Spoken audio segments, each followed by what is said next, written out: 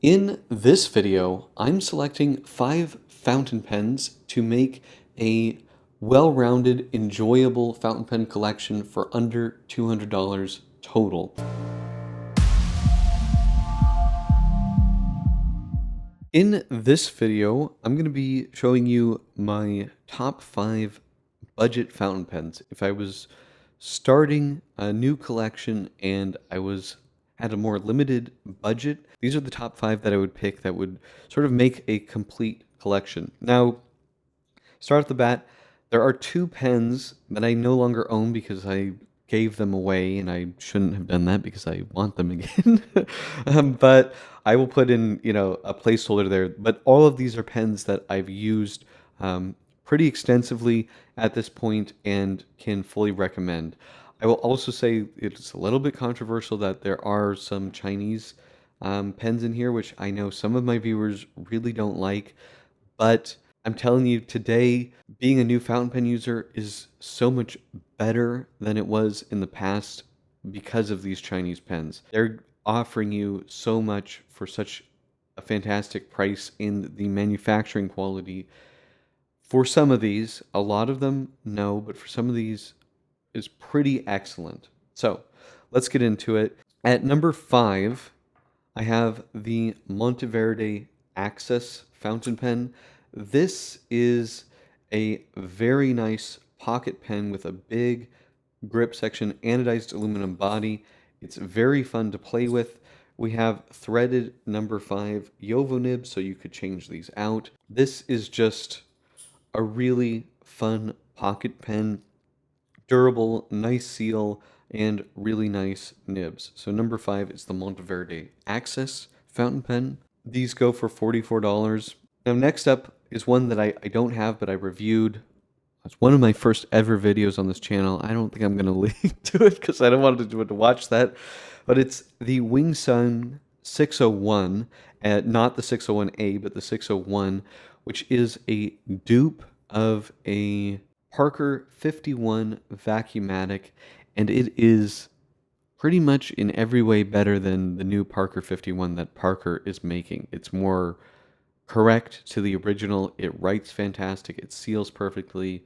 Just an incredible everyday pen, and they're like $20. You are limited, I think, on nibs. There's maybe like fine and extra fine, but fantastic pen. You're getting basically a vintage looking pen. I mean, it really is a dupe of the actual thing. So, and it's, I think, more or less the best-selling fountain pen of all time, the Parker 51, and you're getting it for $20. It's well made. It works really well. So that's the Wingsung 601. And then next up is kind of a funky one. This is the Mahjong V60.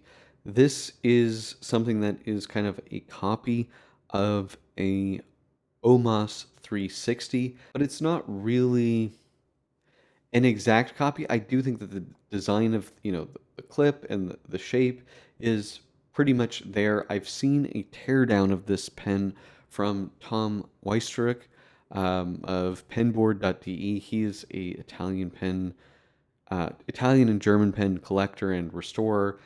He did a teardown of this and complimented all the ways essentially that this was made nicer than the original OMOS one.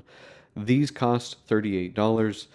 They come in a number of different colors. It is a piston filler here. I have no complaints about the quality of this pen. It is really well made, and it's just enjoyable to use. This is one of the coolest looking pens ever made. You do have a triangle grip section. Whether that's comfortable for you or not, there's a question mark there. It's not quite as forgiving as like a Lamy Safari grip section, but fantastic nib and just a fantastic, cool looking, fun pen. Now, one thing I will say regarding like the copies here, so if Parker for some reason decides that they're going to make a real Parker 51 again, I will discontinue my recommendation of this, and the same thing for OMOS. So far, none of those companies have done that. They're pens that have been gone from the market for years, and so for that reason, I don't mind these copies, especially when they're so well made and so well priced. But if the original brands start making, you know, these pens again. For Omas, I don't know how much I'm gonna care, because the Omas company has been just, it's never coming back, I don't think, at this point. But anyway, that's my one caveat with these two, is that they really are copies of pens, and I'm happy with them because they aren't currently in production and they've been out of production for years. So that's my spiel about that. Next up is the other one pen that I gave away, or maybe I sold it, I don't remember. This is the Mahjong P140. The other alternatives would be the 139. And this is a big number 8 size nib with an ebonite feed, piston filler. It's a really, really well-made pen, and it's $47. It's the most expensive pen on the list, but it's a fantastic pen. I have not heard of anyone's falling apart or breaking or anything like that.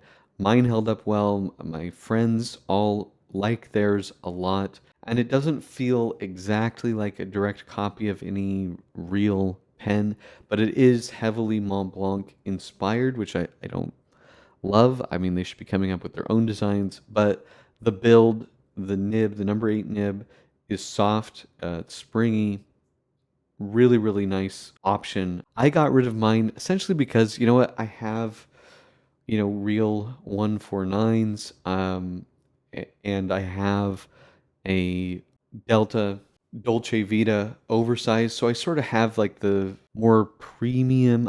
It's arguable to say more premium. It's like, are these really that much better than the Mahjong? I'm not 100% sure. Yes, they have gold nibs. This is injection molded plastic, which the Mahjong isn't.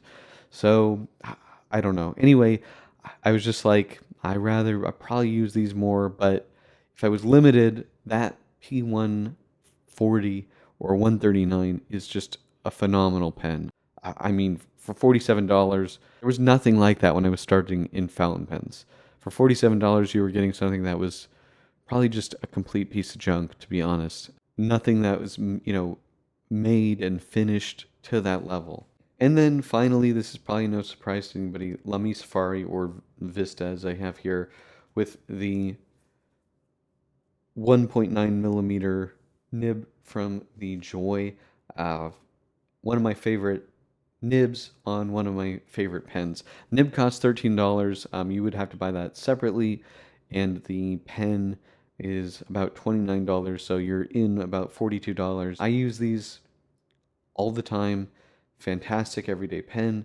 These fly really well. There's so many different colors, and it's one of the most fun pens, I think, to collect out there, just because they do so many different cool colors, and yeah, you can really have a lot of fun with these pens. So those are the 5 pens I would be selecting for my own personal enjoyment with a budget of $200 to create a complete collection.